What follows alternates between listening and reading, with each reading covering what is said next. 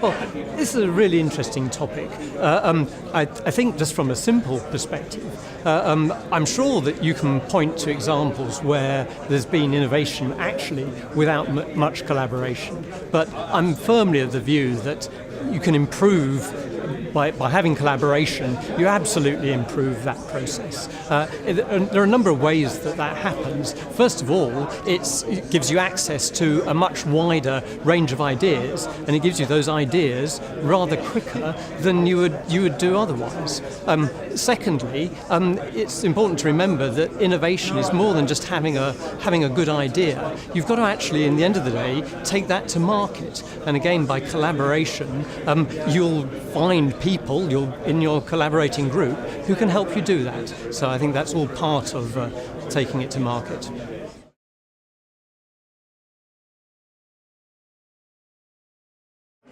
Engineers love solving problems. I guess we've been trained to do that. And we perhaps in some ways want to be the first to do that. But there is really a risk in just that approach. If you sit down at a desk and try and solve that problem on your own, you easily get locked into a particular mindset. Whereas actually, by involving other disciplines, talking to other people, you basically open your ideas up to other ways of thinking.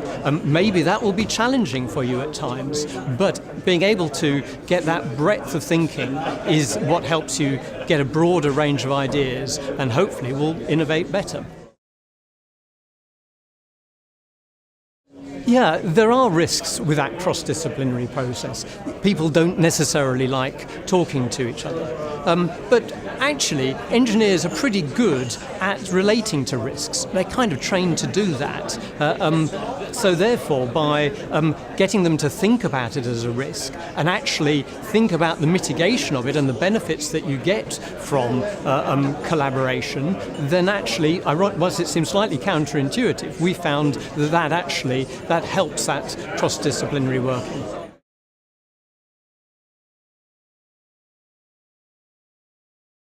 Well, I think it's important to say that actually for quite some period of time industry and academia have worked pretty well together. It's quite common to find units based in university departments that are industrially sponsored, and that's very good because it helps industry solve a tap into that research and solve a particular range of problems. But also it works two ways. It gives the universities a direct understanding of the problems that industry is trying to solve, and it helps them develop their courses better.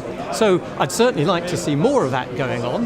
I'm pleased to see in the recently published industrial strategy that actually there's funding being set aside to do that. So hopefully that is something we'll see increase.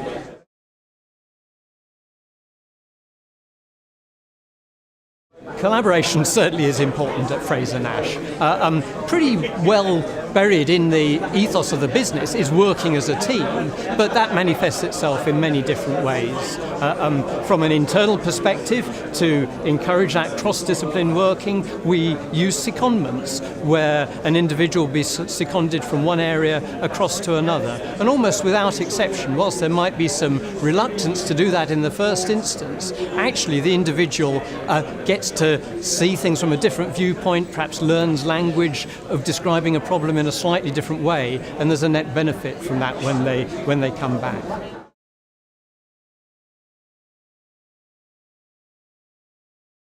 I think just the breadth, depth and extent of collaboration that's been taking place leaps out at you. Looking at the very many different types of team that have come together, teams looking at problems around carbon footprint and reducing that in the transport industry, through to improving data and comms, through to health and well-being, a very wide range of things. But I can't leave that topic without specifically raising the issue around the work that's being done to generate the next generation of engineers. I was really taken by a couple of the areas of work that were going on, particularly Smashfest, taking some of the really quite young children, exposing young children to some of the technical problem solving that engineers see, and helping do that in a fun environment, right through to the work being done by the Joseph Whittaker School for older students, trying to actually developing this supersonic powered rocket car. The things that the students are doing there are just like we would do in the engineering world, and that's great to see.